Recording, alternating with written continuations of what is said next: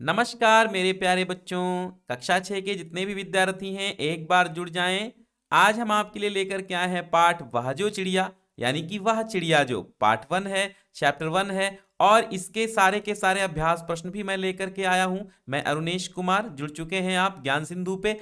तो वह चिड़िया जो, मैंने इसके सारे प्रश्न उत्तर लिख लिए हैं। मैं आपको इसके बाद में पढ़ाऊंगा। पहले आप इस कविता का रसास्वादन कीजिए, इस कविता की भावार्थ को समझिए, इसकी व्याख्या को समझिए। तो आप ये यहाँ पर एक नीली चिड़िया देख रहे हैं और इसी चिड़िया के भावों को इस कविता में भरा गया है। इसी चिड़िया पर आधारित ये कविता है। तो आपको विचार करना होगा। सबसे पहले कविता को कैसे पढ़ना है वो मैं आपको धुन बता देता हूं, इसके बाद इसकी हम आराम से व्याख्या बता देंगे। तो वह चिड़िया जो चोंच मार कर दूध भरे जुंडी के दाने, वह चिड़िया जो चोंच मार कर दूध भरे जुंडी के दाने, रुचि से रस से खा लेती है वह छोटी संतोषी चिड़िया। नीले पंखों वाली मैं हूँ, मुझे अन्न से प्यार बहुत है, मुझे अन्न से बहुत प्यार है। नीले पंखों वाली मैं हूँ, वह छोटी संतोषी चिड़िया। वह चिड़िया जो कंठ खोल कर बूढ़े वन बाबा की खातिर, वह चिड़िया जो कंठ खोल कर बूढ़े वन बाबा की खातिर, रस उंडेल कर गा लेती है वह छोटी मुंह बोली चिड़िया। नीले पंखों वाली मैं हूँ, मुझे विजन से बहुत प्यार है, मुझे विजन से बहुत प्यार है। वह चिड़िया जो चोंच मार कर चढ़ी नदी का दिल टटोल कर, जल का मोती ले जाती है वह छोटी गर्वीली चिड़िया। नीले पंखों वाली मैं हूँ, मुझे नदी से बहुत प्यार है, मुझे नदी से बहुत प्यार है।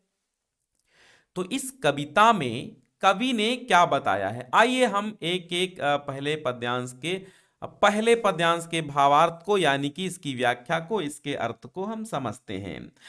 तो पहले पद में ये जो कवि है, लेखक हैं केदारनाथ अग्रवाल जी, कहते हैं कि एक नीले पंखों वाली जो चिड़िया है वो क्या करती है, उसका उल्लेख करते हुए क्या कहते हैं कि ये चिड़िया जो है बहुत ही छोटी संतोषी चिड़िया है, अर्थात जल्द ही संतुष्ट हो जाने वाली, सेटिस्फाइड हो जाने वाली ये बर्ड है।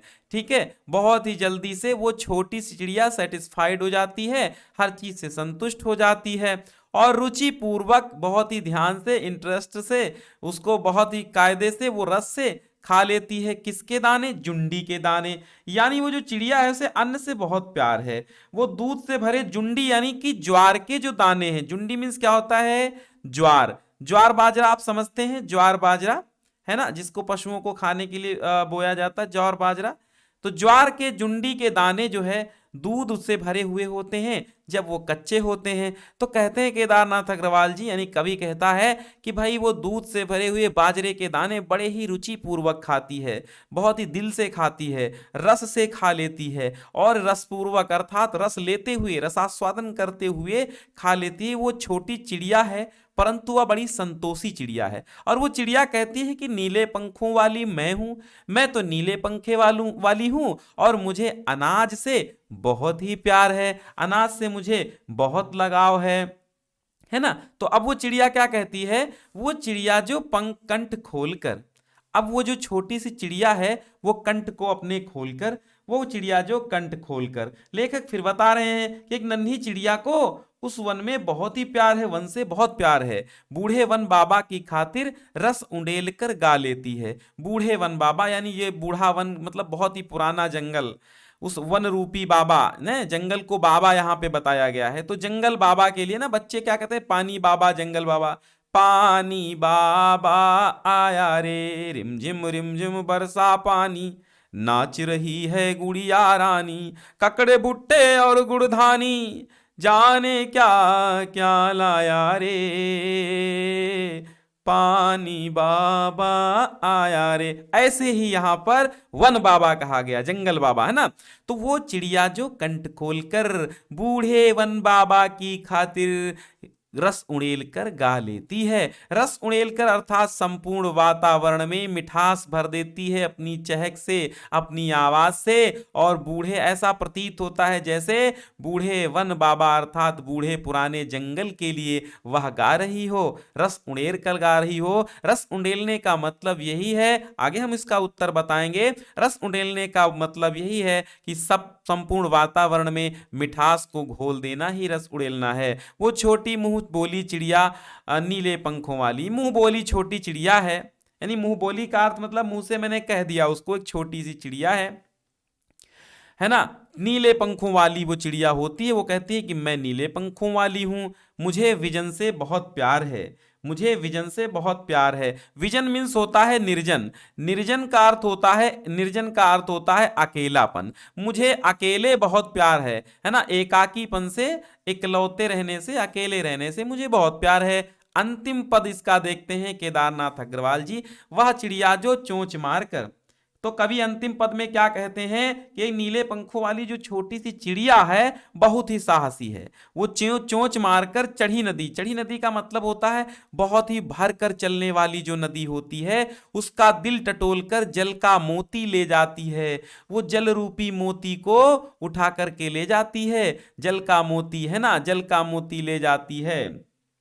तो वो चिड़िया छोटी होने के बावजूद भी उफनती हुई, बढ़ी हुई, चढ़ी हुई नदी में अपना दिल टटोलकर, उस नदी का दिल टटोलकर अर्थात नदी की भावनाएं समझकर, मात्र प्यास बुझाने के लिए ही वो पानी लेती है। भावनाएं उसकी समझो, नदी क्या कहती है कि मेरा जल खराब मत करो, है ना। तो चढ़ी नदी का दिल टटोलना यानी उसकी भावनाओं को समझना, उसकी भावनाओं को, फीलिंग्स को समझ करके उसके जल के मोती को वो ले जाती है, अर्थात जल रूपी मोती को ले जाती है। यानी अपनी प्यास बुझाना है उसको, इसलिए वो जल का मोती ले लेती है। जल एक मोती ही है। वो छोटी गर्बीली चिड़िया, वो स्वाभिमानी चिड़िया है। गर्बीली मतलब गर्व से भरी हुई, गर्वीली गौरवान्वित होती हुई स्वयं में, यानी कि वो स्वाभिमानी चिड़िया है। और वो कहती है कि मैं नीले पंखों वाली हूं, मुझे नदी से बहुत प्यार है। तो चिड़िया को काहे काहे से प्यार है? नदी से प्यार है, जंगल से प्यार है, वातावरण से प्यार है और अनाज से प्यार है। 3-4 चीजों से इस कविता में उसको प्यार बताया गया। पाठ के बारे में आप पढ़ लेना। अब हम चलते हैं प्रश्न के अभ्यास के लिए उत्तरों की तरफ। तो जैसा हमने आपको शुरुआत में पेज दिखाया था, मैंने आपके लिए बहुत ही अच्छे से लिख के रखे हैं। मैं वो सारे प्रश्नों के उत्तर आपको दे दूंगा। जैसे कविता पढ़कर तुम्हारे मन में चिड़िया का जो चित्र उभरता है, उस चित्र को कागज पर बनाओ। तो कुछ ऐसा चित्र आपको कागज पर बना लेना है ना। यहां पर देखिएगा प्रश्न अभ्यास, आपकी वसंत पाठ्य पुस्तक में पहला चैप्टर है। तो कविता से देखिए, कविता से शुरुआत में आप जब देखेंगे तो आपको इस कविता से जब देखेंगे तो इसमें मिलेगा, ठीक है। तो कविता पढ़ करके तुम्हारे मन में जो चिड़िया का चित्र उभरता है उस चित्र को कागज पर बनाना है। तो आप कुछ ऐसा चित्र बना लेना। ये चिड़िया का चित्र हमने दे दिया है आपको, ऐसा इसे देख करके खींच लेना।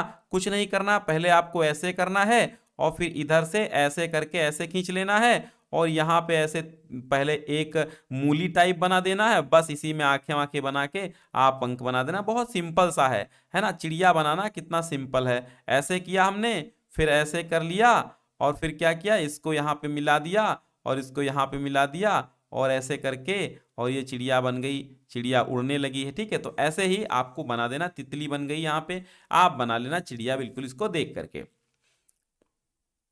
दूसरा प्रश्न है, सब्सक्राइब कर लीजिएगा बच्चों, क्योंकि आपके लिए मैं पूरी हिंदी लाने वाला हूं। बिल्कुल अच्छे से आपकी प्लेलिस्ट बनी हुई है आपकी क्लास की हिंदी की, तो आप देखते रहिएगा। प्रश्न संख्या 2 है, तुम्हें कविता का कोई और शीर्षक देना हो तो क्या शीर्षक देना चाहोगे? तो हम तो कहते हैं आप छोटी संतोषी चिड़िया लिख दीजिए, या फिर अगर आप चाहें तो नन्ही चहचहाती चिड़िया, ठीक है, नन्ही चहचहाती चिड़िया। आप चहाती चिड़िया, चहचहाती चिड़िया, ये भी आप शीर्षक दे सकते हैं। आपको अगर इसके सॉल्यूशन की पीडीएफ चाहिए, यानी ये पेज आपको अपने मोबाइल में चाहिए पीडीएफ फॉर्म में, तो आपको डिस्क्रिप्शन में मैंने पहला लिंक दे दिया है, जहां से क्लिक करेंगे तो आपका ये डाउनलोड हो जाएगा, जहां उस पेज पे जाएगा जहां से डाउनलोड होना है, और वहीं पर आपके चैप्टर का नाम है, उसी पे क्लिक करेंगे तो डाउनलोड हो जाएगा आपके मोबाइल फोन में। इस कविता के आधार पर बताओ कि चिड़िया को किन किन चीजों से प्यार है। तो भाई देखिए, चिड़िया को खेतों में लगे जौ बाजरे की फलियों से, वन से, एकांत से और नदी से बहुत प्यार है। वो कहती ना, मुझे नदी से बहुत प्यार है। प्रश्न 4 आता है, कहता आशय स्पष्ट करो। तो भाई आपको आशय स्पष्ट करना है कि आशय स्पष्ट करना है कि रस उड़ेल कर गा लेती है। इसका आशय क्या है? देखो भाई, चिड़िया के गाने में इतना मीठापन है कि जब वो गाती है तो ऐसा लगता है जैसे उसने वातावरण में मीठा रस या मिश्री घोल दी हो। इसका अर्थ यही है। अच्छा, दूसरा प्रश्न, इसमें भावार्थ कहा गया है कि चढ़ी नदी का दिल टटोल कर जल का मोती ले जाती है। तो चिड़िया साहसी है, वो यूं ही बहती नदी से प्यास नहीं बुझाती, बल्कि उफनती हुई नदी के बीच जल से जल की बूंद रूपी जल लेती है। ठीक है, नदी से के बीच से जल की, है ना, वो नदी के बीच से क्या करती है? जल की बूंद रूपी जल लेती है। अच्छा, बूंद रूपी यहां पे जल नहीं, यहां पे मोती लिखेगा। बूंद रूपी मोती ले लेती है और नदी के बहते हुए जल से बूंद रूपी मोती ले लेती है, जल ले लेती है। साथ ही वो नदी का दिल टटोल कर, यानी उसकी भावनाओं को समझकर उसके जल को ले करके प्यास बुझाती है। अच्छा, अनुमान और कल्पना आता है। अब अनुमान और कल्पना में आपको क्या करना है? प्रश्न 1 है, कवि ने नीली चिड़िया का नाम नहीं बताया है, वो कौन सी चिड़िया रही होगी? तो इस प्रश्न का उत्तर जानने के लिए पक्षी विज्ञान सालिम अली की पुस्तक भारतीय पक्षी देखो। इनमें ऐसे भी सभी पक्षी शामिल हैं जो जाड़े में एशिया के उत्तरी भाग और अन्य ठंडे देशों से भारत आते हैं। उनकी पुस्तक को देखकर तुम अनुमान लगा सकते हो कि उस कविता में वर्णित नीली चिड़िया शायद इनमें से कोई एक रही होगी। तो आपका उत्तर है नीलकंठ। उसमें तमाम ऑप्शन 4 दिए हुए हैं, तो आपको नीलकंठ ही लिख लेना है। ओके, फिर आता है कि कुछ पक्षियों के नीचे नाम दिए गए हैं और उनमें यदि कोई पक्षी एक से अधिक रंग का हो तो लिखो कि उसके किस हिस्से का रंग कैसा है। जैसे तोते की चोंच लाल और शरीर हरा होता है, तो यहां पर मैना, कौवा, बतख और कबूतर, इनका वर्णन करना है आपको। तो पहले मैना लिखोगे, फिर लिखोगे मैना हल्के काले रंग की होती है और कौवा ये गहरे काले रंग का होता है, कहीं कहीं हल्के रंग का भी होता है, कहीं कहीं पूरे शरीर में, कहीं कहीं पंखों पर हल्का रंग भी होता है। इसके चोंच, अच्छा ये बतख क्या है? बतख के चोंच और पांव हल्के पीले रंग के होते हैं और पूरा शरीर सफेद पंखों वाला होता है। अपने ग्रुप के सारे बच्चों को शेयर कर दीजिए प्लीज। कबूतर, इसका रंग सलेटी, आंखें लाल, पांव गुलाबी होते हैं, गर्दन पर हल्का सतरंगी चिन्ह भी होता है। अब आते हैं हम व्याकरण की तरफ। आपके चैप्टर में भाषा की बात दी गई है, तो भाषा की बात में यहां देखिए आपका क्या कहा गया है। भाषा की बात जब यहां देखेंगे तो आपको यहां भाषा की बात में यहां कहा गया है कि पंखों वाली चिड़िया जैसे लिखा है, तो यहां हमने लिखा नीले पंखों वाली चिड़िया।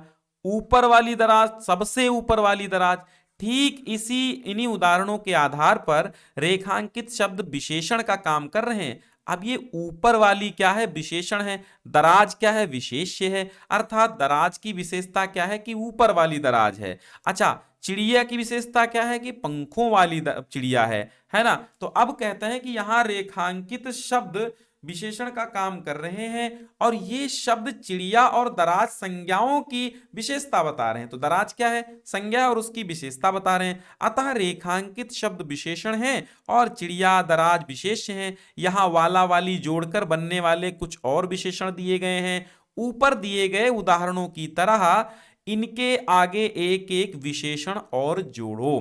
तो जैसे यहां लिखा मोरों वाला बाग, तो आप लिखेंगे सतरंगे मोरों वाला बाग। तो हमने यहां नीचे देखो, नीचे हमने इसका हल दे दिया है आपको।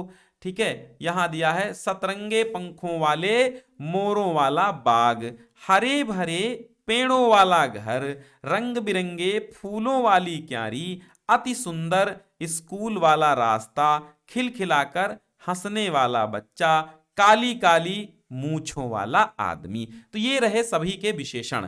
पेड़ों की क्या विशेषता है? ठीक है, घर की क्या विशेषता है? कि वो हरा भरा है और पेड़ों वाला है।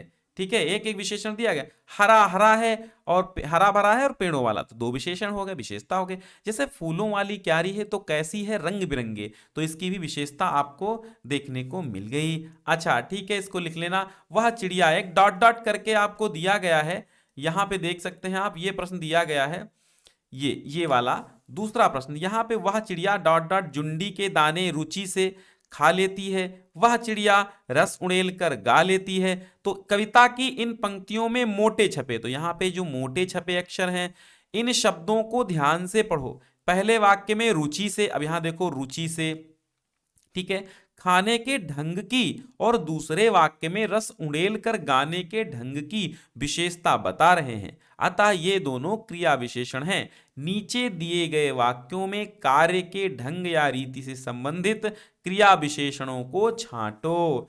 ठीक है, जैसे वो गा लेती है तो कैसे गा लेती है, रस उड़ेल कर। तो अब यहां देखो, सोनाली जल्दी जल्दी उठ मुंह में लड्डू ठूंसने लगी, तो मुंह में लड्डू कैसे ठूंसने लगी, जल्दी जल्दी, कैसे करके प्रश्न करो।